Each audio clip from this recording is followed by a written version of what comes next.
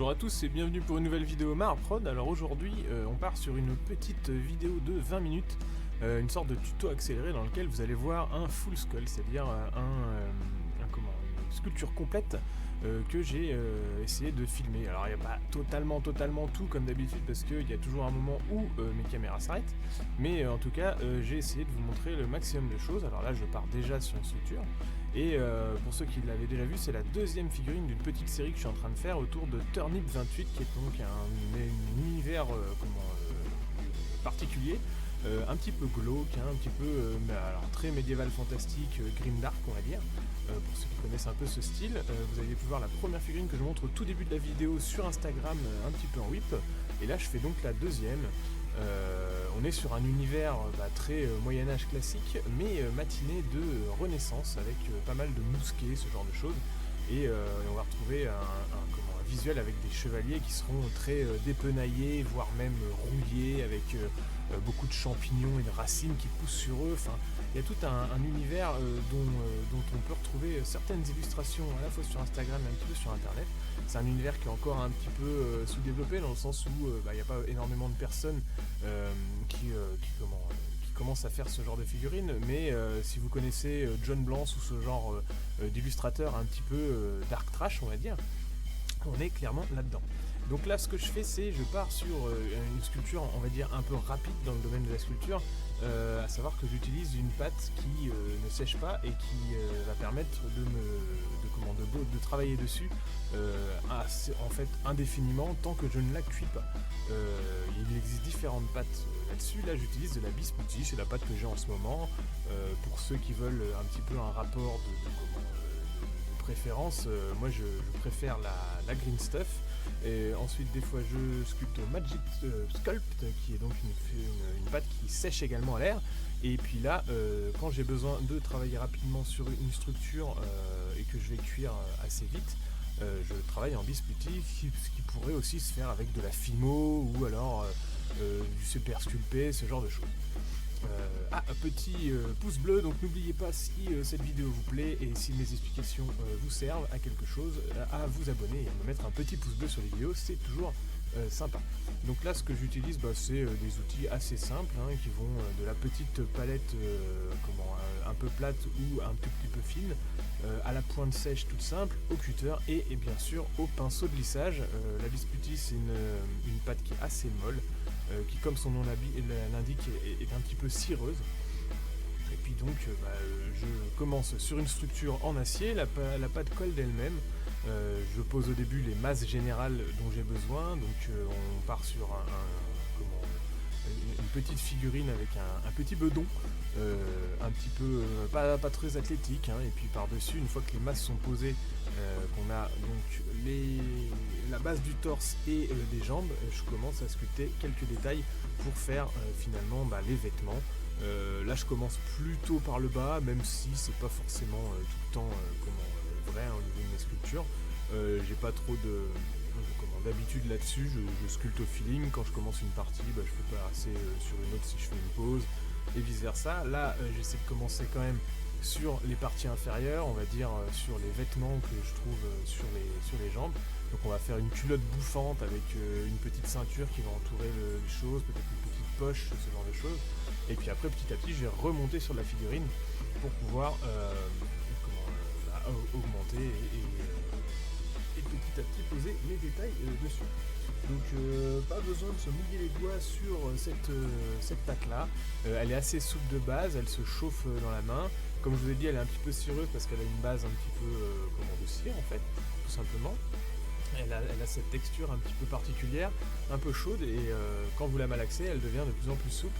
Et si vous arrêtez de la travailler et que même que vous la mettez au frigo, si vous voulez figer un petit peu votre sculpture, elle va durcir un petit peu, mais par contre elle sera toujours molle si vous continuez à retailler par-dessus, tant que vous ne l'avez pas cuit à hauteur de environ 110 degrés, un petit peu moins pour très peu de minutes, finalement vous la laissez 5-10 minutes toujours en surveillant le four à 110 degrés, et vous aurez une pâte toute dure, moins dure que de la claire, on n'est pas sur du milliput ou ce genre de choses, mais qui donc se fiche bien et permet de faire des détails plutôt fins et très très solides, même s'ils sont très fins. Là je pars sur la collerette, donc, vous savez les petites collerettes médiévales avec ce genre de crénelage sur le tissu, ce qui va au final en fait assez vite disparaître parce que je vais mettre pas mal de choses par dessus, c'est-à-dire par exemple une plaque d'armure sur l'épaule, mais aussi des petits pics, des genres de champignons qui poussent sur ces figurines, parce que le style Turnip 28 veut ce genre de figurine un petit peu trashou. Donc là c'est pareil, je me souviens plus bien, là je suis en train de refaire le son par-dessus de ce que j'avais fait au commencement de cette sculpture, mais il ne faut pas hésiter à faire des petits volumes. Là je fais une petite attache que je vais mettre autour de la collerette. Je teste encore mon setup, pour ceux qui se demandent si je passe hors champ ou alors que c'est même un petit peu flou. Je vous avoue que je bricole encore avec mes caméras pour essayer de vous offrir un point de vue intéressant et surtout aussi pour moi de ne pas me perdre du temps quand je sculpte, parce que je vous avoue qu'à chaque fois qu'on fait un tuto, à chaque fois qu'on branche les caméras quand on est youtubeur, forcément on perd un tout petit peu de temps sur le temps réel de la sculpture. Là c'est accéléré bien sûr, je suis pas un adepte du café ou de toute autre substance un petit peu plus trash qui permettrait de sculpter à cette vitesse-là. Si je devais parler d'un temps de sculpture vraiment réel, je dirais que j'ai fait cette sculpture en 3 ou 4 heures à peu près. Donc là vous aurez 20 minutes de vidéo un peu compressée. Ça ne comprendra pas les temps de cuisson et les éventuelles corrections éventuelles que je rajoute par-dessus en green stuff pour vraiment, par exemple, soit corriger des choses qui sont un petit peu abîmées à la cuisson, ou alors pour rajouter des détails auxquels j'ai pensé après une fois que la figurine est cuite. C'est pareil aussi, il faut penser en sous-ensemble avec des parties de figurines qui peuvent éventuellement se détacher ou ne pas passer à la cuisson, par exemple un fusil que je ferai en plastique ou ce genre de choses. Et donc du coup il y aura forcément des ajustements à faire après la cuisson pour que la figurine puisse être complète. Là je suis parti sur un sac à dos, on est sur des petits visuels dont je me suis inspiré sur Instagram, dont je vous remettrai les liens en description, où on a des sortes de cohortes de chevaliers tout dépenaillés avec leur fusil sur le dos qui se baladent en file indienne, et ils ont ce genre de pactage qui sont clairement plus des pactages de soldats de l'Empire en fait, donc carrément après la Renaissance même si on va par là, mais pourtant ils ont toujours ces espèces d'armures médiévales qu'on les voit sur les dessins. Alors là c'est pareil, petit sac à dos qui veut dire donc un rabat en cuir avec des petites sangles, et c'est ça que je fais avec des petites choses. Donc je fais un petit boudin tout fin que je viens écraser sur le volume pour créer une ceinture en fait. Je peux même aller jusqu'à faire des petites sangles ou alors des arrêts pour la ceinture. Et ce que vous m'avez vu rouler tout à l'heure, c'est une sorte de sac de couchage qui irait donc en dessous du sac. Là je commence à faire les bras. Pour les bras il n'y avait pas de structure parce qu'en fait je veux une pose qui est assez ramassée avec, vous savez quand vous vous baladez avec un sac de randonnée, vous avez tendance à mettre vos mains sur les sangles qui sont sur vos épaules pour y placer vos pouces ou alors carrément vos mains entières. Donc là j'avais pas besoin de structure pour y placer les bras, c'est pour ça que vous m'avez vu partir sur un buste tout simple, et puis ensuite les bras sont très très ramassés avec les coudes très pliés pour que les sangles aient l'impression de passer à l'intérieur des poings. Du coup comme ça va être une figurine monobloc avec les bras complètement collés au corps, j'ai pas besoin de structure. Généralement quand on fait une structure c'est que soit vous voulez faire une pose un petit peu acrobatique, un petit peu détachée avec les bras très détachés ou alors qui portent une arme, soit c'est que vous avez besoin de détacher ses bras et donc vous avez besoin d'une structure interne pour pouvoir découper proprement la figurine après en vue du moulage en plusieurs kits. Ici on est sur une sculpture qui pourrait se mouler d'un seul coup. Là je fais une petite série Turnip. S'il y a des gens qui sont intéressés pour me les acheter et les produire, ce sera peut-être quelque chose que je peux faire. À ce moment là on s'accordera pour se rencontrer et puis parler d'un prix, peut-être sur les salons, ce genre de choses. C'est ce qu'on appelle des sculptures one shot. Là c'est de la sculpture d'entraînement, c'est un petit projet que j'avais en tête, mais c'est pas forcément quelque chose que je vais produire moi-même. Donc s'il y a des gens intéressés, ça peut soit faire des œuvres uniques à peindre, soit éventuellement éventuellement faire des œuvres à mouler ensuite. Ensuite, à vous de me dire si vous avez besoin d'une préparation pour le moulage ou ce genre de choses. Alors là, je suis désolé, je vois que c'est très très flou. Je vais essayer de faire un zoom pour qu'on voie un petit peu plus ce que je fais, parce que la caméra que j'utilise filme d'un peu haut, sinon elle me gênerait, elle serait au niveau de ma tête. Mais j'avoue que ce n'est pas encore tout à fait ça. Il va falloir certainement que si quelqu'un peut m'aider pour venir checker mon setup avec moi, je vous avoue que ça m'aiderait, parce que là je galère. J'ai fait plusieurs vidéos où j'ai des soucis de son, j'ai des soucis de caméra, j'ai des soucis d'upload, enfin bon, voilà. Bref, c'est pas mon truc la technique. Moi je suis là pour faire des tutos et parler de ce que je sais faire. Je suis pas là pour gérer de la caméra. Donc voilà, désolé pour la qualité. Vous voyez que ça commence un petit peu à m'énerver. Mais bon, je vous avoue que quand je suis en train de faire une vidéo et que je vois ce rendu là, bah forcément ça fait des vidéos qui potentiellement ne vont pas sortir, ou alors dont je dois refaire le son par dessus, ce qui est toujours une tannée, parce que je peux vous parler aussi en direct, des fois ça va plus rapide. Mais non, c'est pas toujours possible. Donc voilà, là j'en suis sur le casque. Alors je suis parti sur un casque, on appelle ça un casque en nez de chien. Une sorte de bassinet qui aurait un ventail qui se rebaisse sur le devant, mais qui là est totalement plein. On est sur des figurines où on a l'impression que les chevaliers ne peuvent plus enlever leurs armures tellement elles sont rouillées, enchâssées dans des racines et tout ça. Enfin bref, c'est très dark comme univers. Et donc j'étais aussi parti sur un bassinet à nez de chien sur la première figurine. Et là j'ai pas fait tout à fait les mêmes détails. Il a le haut du home qui revient un petit peu sur l'avant, un petit peu comme un bonnet phrygien, et puis j'ai pas fait tout à fait les mêmes ouvertures sur le ventail avant.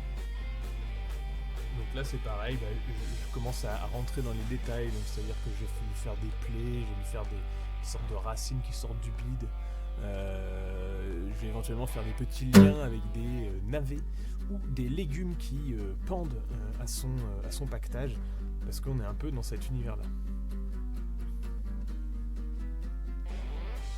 Il aura des morceaux d'armure un petit peu partout, alors que ça soit au niveau de ces choses qui vont être très pointues avec toutes les articulations qu'on peut voir sur les armures médiévales type fin 14e, 15e on va dire. Et puis sinon on est sur quelque chose de plus archaïque avec des détails genre côte de maille ou ce genre de choses. Je rajoute également des détails sur le pactage, et puis je crois que au niveau de cette vidéo je ne vous ai pas filmé la création des armes. Je ne sais pas combien il me reste de temps. Ah si, peut-être que j'avais filmé la création des armes.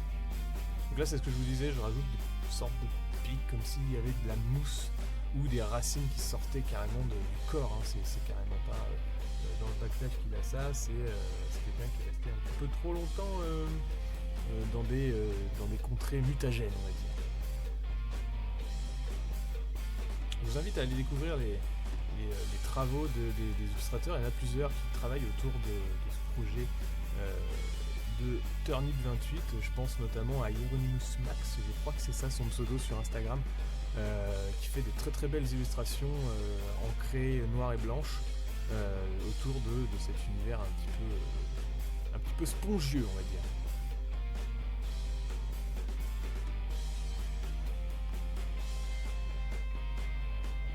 Vous voyez qu'on est plus sur du modelage que de la sculpture, hein. J'ai tendance à dire ça quand je fais mes masterclass, mes cours de sculpture. Le modéliste qui va parler de sculpture sur de la figurine, bon, hein, on est un petit peu sur la même chose que le graphiste qui va parler de sculpture numérique. On est plus sur du modelage qu'autre chose.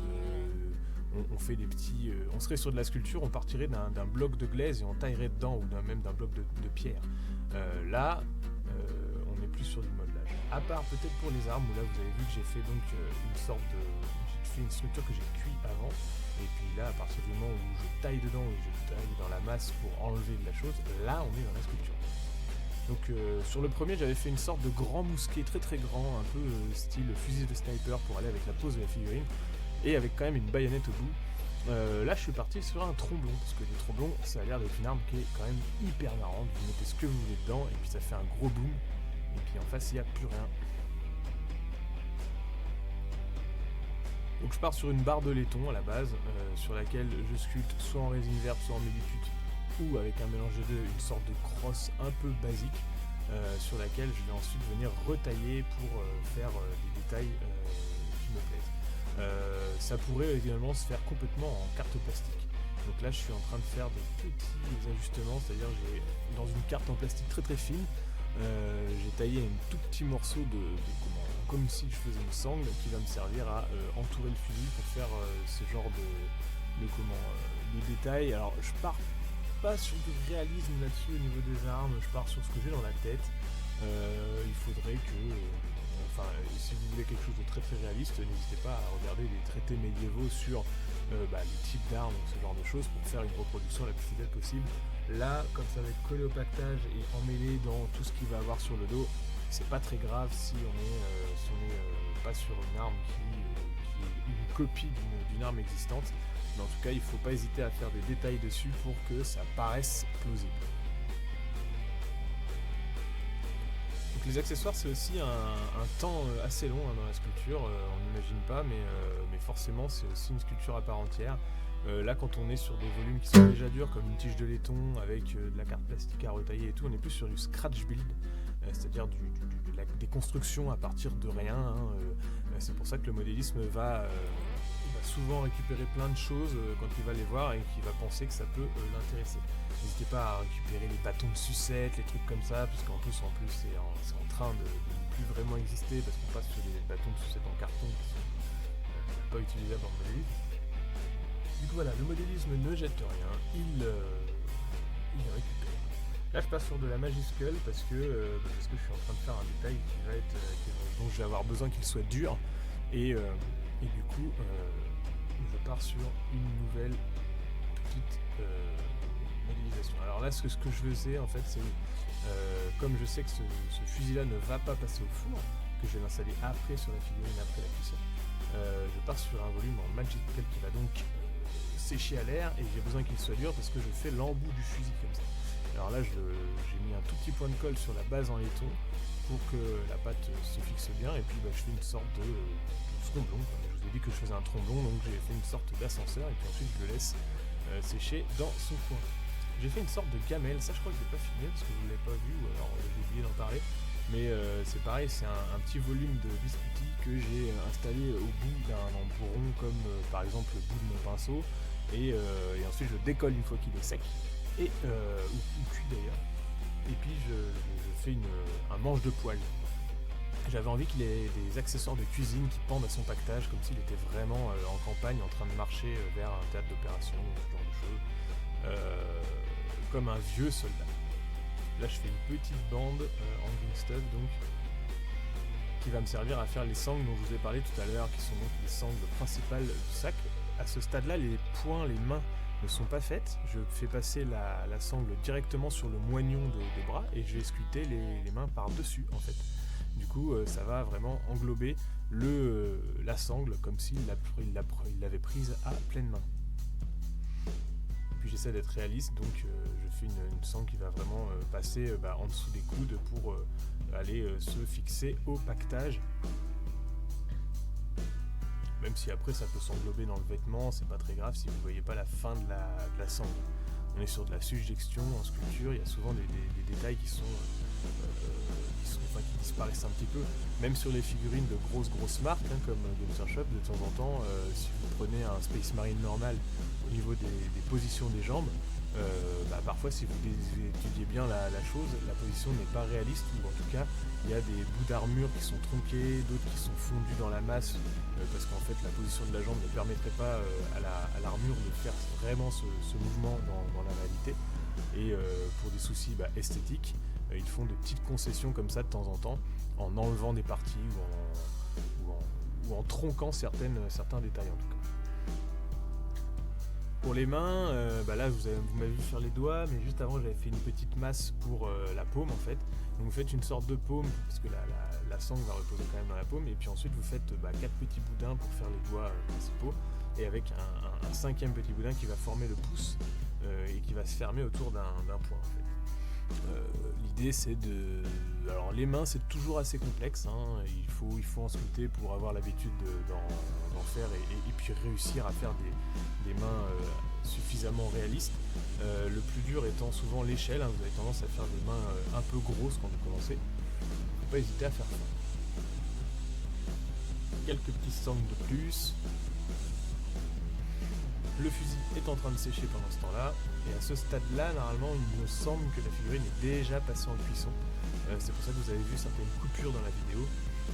Et donc maintenant, je travaille en résine verte pour aller par-dessus ce qui a déjà été cuit.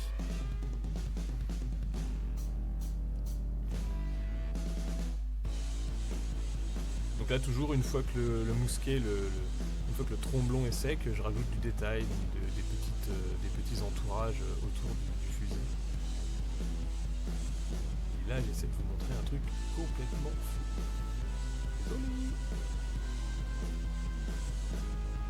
Alors, j'ajoute une petite arme de corps à corps avec des tiges de plastique. J'ai décidé de faire une hache. Donc ce que je vais faire, c'est en fait je tords le manche pour faire un manche un peu réaliste, hein, les manches de hache étant pas tout à fait droit normalement. Et puis je vais tailler une lame dans un morceau de carte plastique. Bon bah voilà, là c'est du ponçage, c'est toujours du scratch build, hein, pour faire quelque chose d'assez fin. Il y aura cette petite hache pendue au côté. Donc là ce que je fais, c'est que je mets en forme le manche de hache, hein. Les manches de hache sont pas tout à fait... Alors déjà ils sont pas droits, et puis en plus ils sont souvent pas ronds en fait. Vous avez une forme un petit peu oblongue, surtout sur la fin, et puis de toute façon pour l'enchasser dans la lame, pour éviter qu'il ne tourne, les manches de hache ne sont normalement pas tout à fait droits.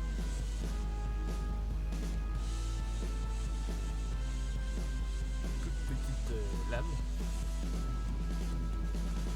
Comme je suis sur une figurine vraiment personnelle où je dois tout sculpter dessus, en vue d'une éventuelle production si quelqu'un l'achète ou ce genre de truc, on ne peut évidemment pas réutiliser le moindre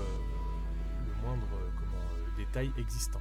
Hein, pour ceux qui commencent la sculpture, même si vous utilisez juste, je sais pas moi, un crâne ou un bout de sacoche d'une figurine existante sur quelque chose que vous voulez produire, ça reste illégal parce que c'est quelque chose que vous n'avez pas sculpté et vous n'avez pas le droit de reproduire ce genre de choses, surtout si vous devez le vendre ensuite. Donc les sculpteurs doivent vraiment sculpter tout de A à Z.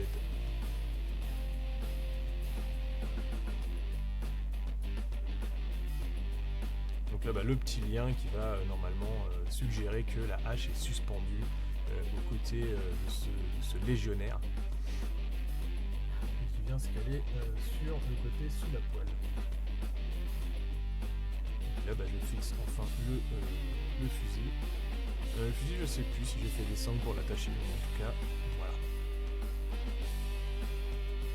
Là, ce que je fais, c'est que je me cale sur pour ceux qui ont déjà vu des tutos autour de la chaîne, vous pouvez réutiliser un peu ce genre de plastique pour éviter de mettre des traces de doigts partout. Si vous enfermez votre volume de résine à l'intérieur, votre volume de pâte de sculpture, entre deux feuilles de plastique, ça vous permettra de le lisser pour éviter d'avoir des grosses traces de sillons de doigts dessus.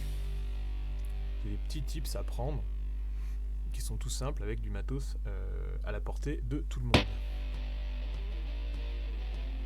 Alors voilà, on arrive sur la fin de la vidéo.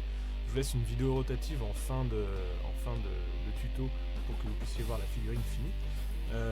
C'est un petit projet comme ça en passant. N'hésitez pas à me dire si le setup vous a quand même plu malgré le flou. J'essaierai de l'améliorer ou alors peut-être de le laisser comme ça. Si vous voyez mieux, je ne sais pas.